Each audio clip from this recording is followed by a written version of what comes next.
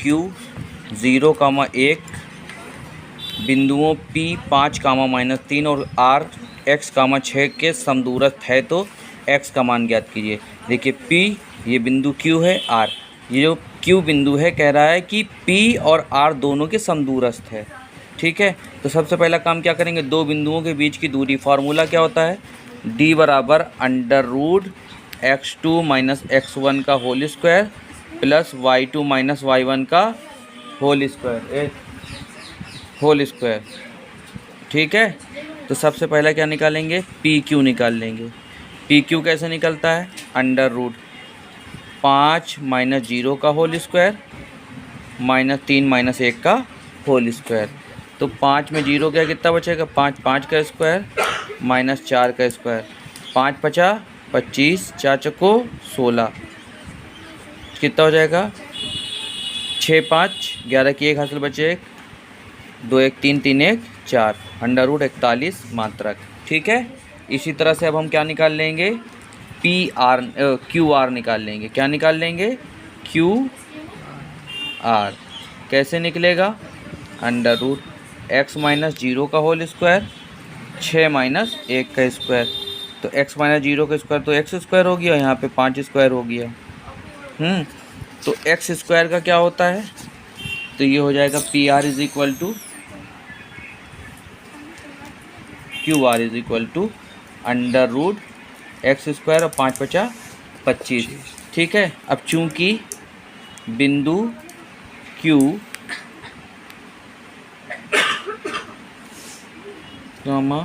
बिंदुओं P तथा R से क्या है, समदूरस्थ है। समदूरस्थ है इसलिए PQ = QR, ये दोनों आपस में बराबर हो जाएंगी। इसकी वैल्यू है √41, इसकी वैल्यू निकली है √x² + 25। अब अंडर लगा हुआ है ना दोनों साइड, जब दोनों साइड अंडर लगा हो, हटाने के लिए क्या करते हैं, दोनों पक्षों का वर्ग करने पर, दोनों पक्षों का वर्ग करने पर, तो जब वर्ग करोगे तो ये 41 हो जाएगा, ये x² प्लस का 25 हो जाएगा।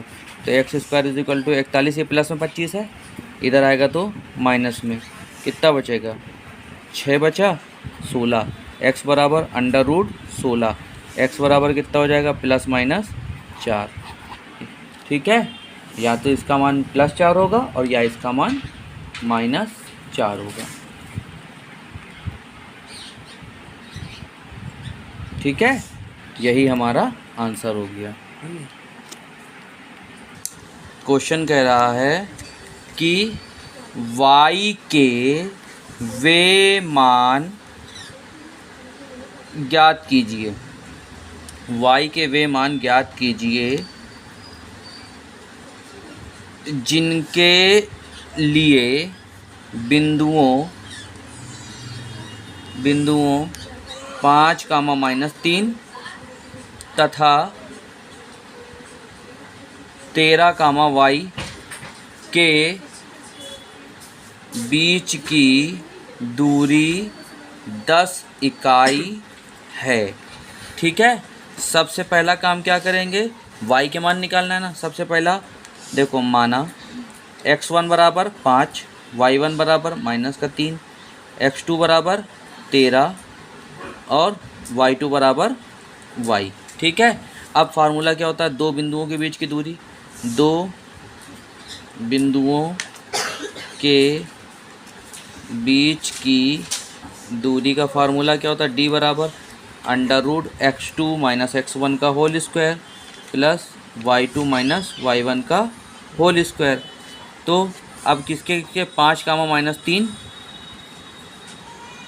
तथा 13, y के बीच की दूरी बराबर कितनी दी हुई है, 10 इकाई दी हुई है। तो फार्मूला क्या हो जाएगा, √13 - 5 का होल स्क्वायर और ये हो जाएगा y - 3 का होल स्क्वायर। ठीक, तो अब क्या हो जाएगा, 13 में से 5 का कितना बचेगा, 8 5 13 होता है, 8 का स्क्वायर और ये हो जाएगा y + 3 का होल स्क्वायर। अब ये देखो इधर अंडर रूट है, दूसरे साइड जाएगा तो कहे में हो जाएगा, स्क्वायर में हो जाएगा, y + 3 का होल स्क्वायर 64, ये हो जाएगा 10 का स्क्वायर, तो ये हो जाएगा 64 प्लस वाई प्लस 3 का होल स्क्वायर बराबर ये तो हो जाएगा 100 हो जाएगा। तो y प्लस 3 का होल स्क्वायर बराबर हो जाएगा 100 माइनस 64, क्योंकि इधर प्लस में था, दूसरे साइड क्या है में आएगा माइनस में। y plus 3 is equal to 36 बचा, y प्लस 3 का whole square is equal to, तो y plus 3 is equal to under root का 36 हो जाएगा। तो अंडर रूट थर्ड का हो जाएगा प्लस माइनस 6 हो जाएगा। एक बार धन चिन्ह ले लो, एक बार ऋण चिन्ह। धन चिन्ह लेने पर y प्लस 3 बराबर 6, तो y बराबर 6 माइनस 3, यानी y बराबर हो जाएगा 3। पुनः ऋण चिन्ह लेने पर क्या हो जाएगा, y plus 3 is equal to minus 6, Y is equal to minus 6 minus 3, तो y is equal to minus का 9। अतः y बराबर या तो 3 होगा और या 3 या माइनस 9, यही दो में से एक इसका आंसर हो जाएगा।